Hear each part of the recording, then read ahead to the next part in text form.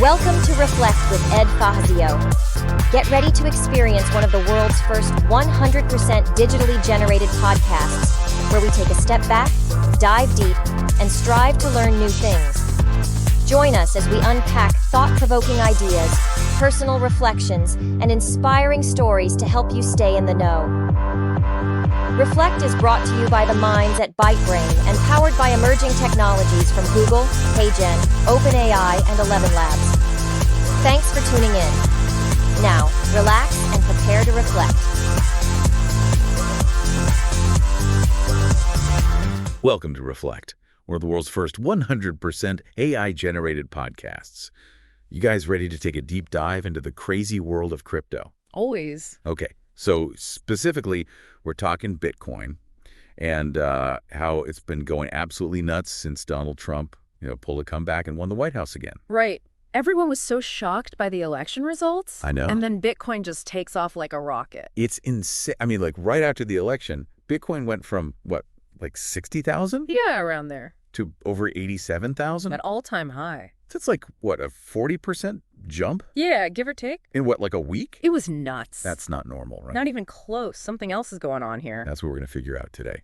I mean, think about it. Just a few years ago, Trump was calling Bitcoin a scam. A total scam, yeah. So what changed? Things have definitely shifted. Big time. Remember that Bitcoin 2024 conference? Oh, yeah. Trump basically became like this crypto prophet, saying he wants to make America the, crypto capital of the planet.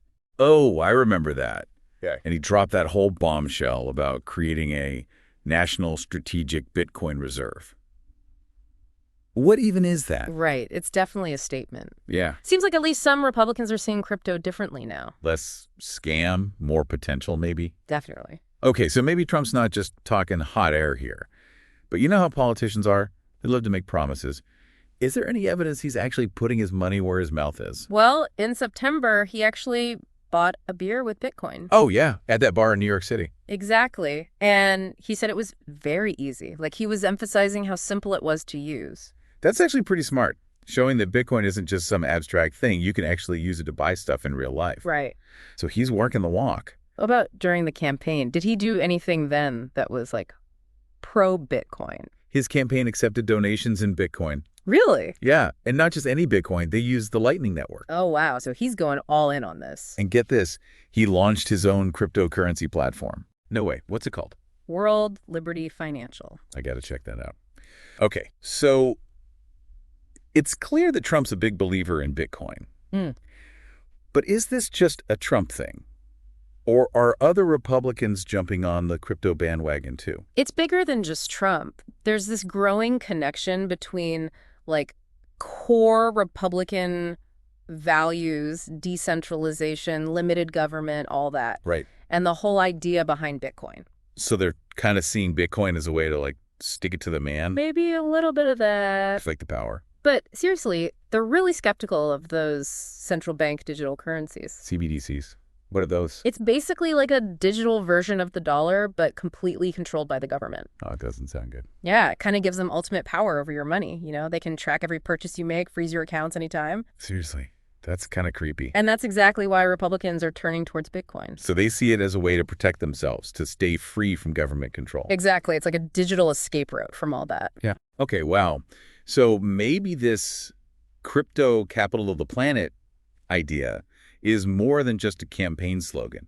Maybe Trump's really trying to push for a whole new financial system, one that's less controlled by governments and more focused on individual liberty. That's the idea, yeah. It's like a digital revolution, but for money. That's a good way to put it. We're talking about some seriously big ideas here. We are, and it's not just happening in America. Countries all over the world are wrestling with this whole crypto thing. Some are embracing it, some are trying to shut it down, right? Exactly. It's a global showdown, and the stakes are high. So the question is, what happens next? If Republicans keep gaining power, could we see policies that actually favor Bitcoin? It's definitely a possibility. Think about all those financial agencies that Trump keeps talking about reshaping. The Fed, the SEC, all that. Exactly. He said he wants people in charge who are pro-crypto. So is he going to kick out Gary Gensler? Who knows? Because that guy's been on a mission to crush crypto. He hasn't made himself very popular in the crypto world, that's for sure. Understatement of the year. So what does all this mean for the average person? Should we all be rushing out to buy Bitcoin right now? Slow down. It's not that simple. So not financial advice. Got it.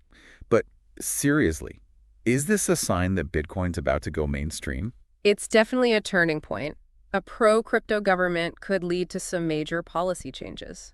Like what? Clearer regulations, tax breaks for crypto investors, maybe even ways to make it easier to use Bitcoin for everyday purchases. Wait, you're saying we could be heading towards a world where we're buying our groceries with Bitcoin? It's not impossible. That's wild. So we could see a massive shift away from the whole traditional financial system, with Bitcoin playing a much bigger role. It's a real possibility, and it's something everyone should be paying attention to, no matter what your political views are. It's mind-blowing. Okay, so we've covered Trump's love affair with Bitcoin and how Republicans are warming up to crypto. But what about the downsides? Oh yeah, there are definitely risks. Hit me with them. First of all, Bitcoin's volatile as hell. We've seen its price skyrocket, but it could just as easily crash. So maybe don't bet the farm on it just yet. Probably a good idea. Okay, what else? Security is a big one. Crypto exchanges are targets for hackers, so if you're not careful, you could lose everything. Yikes. That sounds like the Wild West out there. It can be, yeah. Which is why it's so important to educate yourself. So a lot of the risks come down to user error, not because the technology itself is flawed. A lot of times, yeah. But there are also real concerns about regulation or the lack of it. Oh, right. Like, are there enough rules to prevent scams and stuff? Exactly. And then there's the whole environmental impact to think about. Oh, right. Bitcoin mining uses a ton of energy, doesn't it? It does. Which isn't great for the planet. Not exactly eco-friendly. No. But there are people working on ways to make it more sustainable. Okay, so it's a mixed bag. On the one hand, you've got this potentially revolutionary technology that could change everything. But on the other hand, there are risks. Volatility, security threats, environmental concerns. It's a lot to take in. It is, but that's what makes this whole crypto thing so fascinating. It's challenging the way things are, forcing us to think differently about money and power. And pushing us to ask some tough questions about the future of finance. Absolutely. Man, this is heavy stuff. We've covered a lot of ground already. The political landscape, the technological innovations, the risks and the rewards. And we're just getting started. Where do we even go from here? What should people be watching for as this whole crypto saga unfolds? Keep your eyes peeled for what the Trump administration does. Do they actually follow through on those pro-crypto promises? What policies do they enact? So watch for those key appointments to financial agencies. Exactly. And watch how the crypto industry adapts. Are they tackling those security and sustainability issues? Are they making crypto easier for everyday people to use? So basically, stay informed, do your research, and don't go all in on Bitcoin until you really know what you're doing. That's always good advice. Okay, I think we need a moment to let all this sink in. So before we went to that quick break, we were kind of talking about like the downsides of this crypto craze, the risks. Yeah. But it's important to remember there's also a huge upside here. We're talking about tech that could like totally revolutionize the way finance works, make it more accessible, more transparent, more efficient. And put more power in the hands of the people, right? Instead of like the big banks and those Wall Street fat cats. Exactly. It's about giving people back control over their own money, and that's a powerful idea. Especially for folks who feel like the system's rigged against them. Right. They feel left out. Yeah. This is definitely bigger than just like dollars and cents. Way bigger. We're talking about power, control, freedom. Who gets to decide the future of money? You got it. It's like a whole paradigm shift, a reshuffling of the deck, you know? Whoa. Okay, I'm starting to see why people are freaking out about this. Yeah, and it's not just a national thing either. This is global. So where do we even go from here? Like, what happens next in this crypto saga? What should we be paying attention to? Okay, keep an eye on how the Trump administration plays this. Okay. Will they actually follow through on all that pro-crypto talk? What policies will they put in place? Those are the big questions. So we should be watching for those key appointments to financial agencies, like we talked about earlier, Yeah. and see if they actually change any regulation. Exactly. And watch what's happening inside the industry itself, too. Okay. Are they tackling those big concerns about security and the environmental impact? Are they making crypto easier to use for, regular people? So like making it more user-friendly. Yeah, making it actually usable for everyday life. All right, so bottom line, stay informed, do your homework, and don't gamble away your life savings on Bitcoin just yet. Never a bad idea to be cautious. words to live by. It's crazy to think how much things have changed in just a few years. I know, right? Bitcoin went from this weird fringe thing that nobody understood Yeah. to, like, front page news. And now it's being debated by world leaders. It's amazing. It shows you how fast things can change, especially in the digital world. Yeah, we got to be ready to adapt. We got to be open to new ideas if we want to keep up. Big time. It makes you wonder what else is coming down the pipeline. Yeah. What other crazy tech is going to come along and turn everything upside down? That's what makes this whole thing so exciting. We're living in a time of, like, radical change, and we get to be part of it. Yeah, it's a little scary too, though, right? Oh, for sure.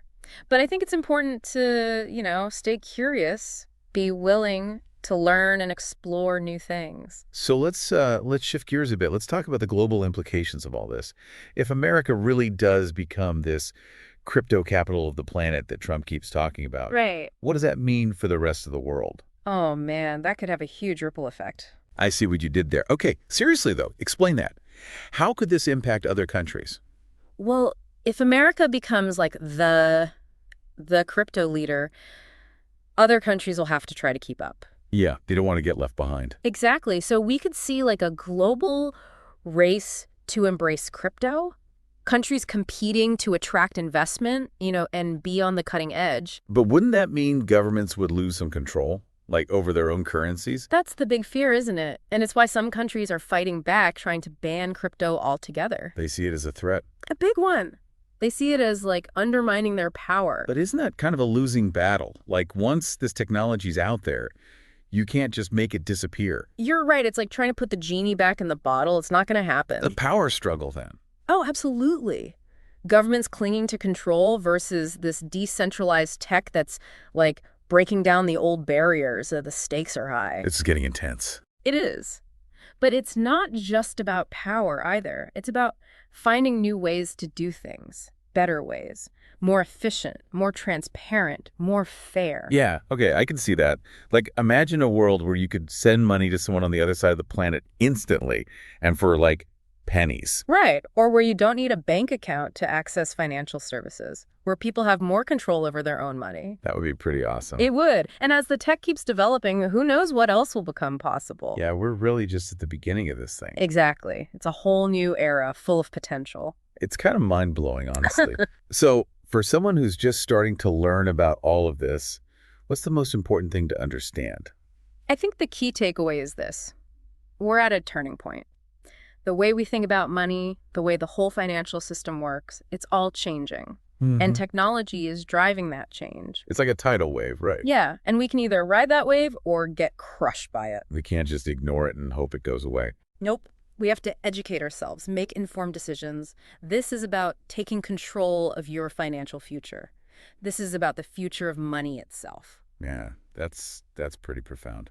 Okay, so we've talked about the political stuff, the technology, the risks, the potential benefits. And how all of this could play out on a global scale, it's a lot to take in. Yeah, and we've only scratched the surface. Welcome back to Reflect. We've been wading through this wild world of Bitcoin, trying to make sense of it all. We've talked about the politics, the tech, the potential for, like, massive gains and total wipeouts. Right, it's a lot. But now I want to shift gears a bit and bring it back to you, the listener. What does all this actually mean for, the average person? Yeah, let's make this practical. How does this crypto explosion affect everyday life? Should we be freaking out? Should we be, like, selling everything we own to buy Bitcoin? Let's not get carried away. Okay. Yeah. No financial advice. But seriously, how worried should we be? The point isn't to panic. It's to realize that things are changing. The whole financial landscape is shifting, and we need to be ready for it. So even if you're someone who, like, barely knows how to use Venmo, this whole crypto thing is still going to affect you. Absolutely. It's going to impact the economy, politics, technology. Everything's connected. You can't escape it. So burying your head in the sand is not an option. Nope. The best thing you can do is educate yourself. Learn about blockchain, understand how crypto works, learn about the potential upsides and downsides. The more you know, the better decisions you can make. Exactly. It's about taking control of your financial future. So where do people even go to learn about this stuff? It can be so confusing. There's so much info out there. You're right. There's a ton of noise. And a lot of scams, too. Definitely. But there are good resources out there. Reputable websites, books, podcasts, Look for organizations and individuals who are, known for being experts and who aren't trying to sell you something. Okay, but how do you filter out all the BS? It's hard to know who to trust.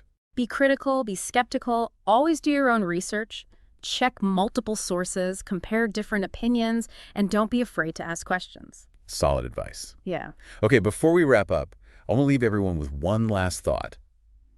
We've talked about how crypto could change finance, but could it go even further? Could it impact other parts of our lives too?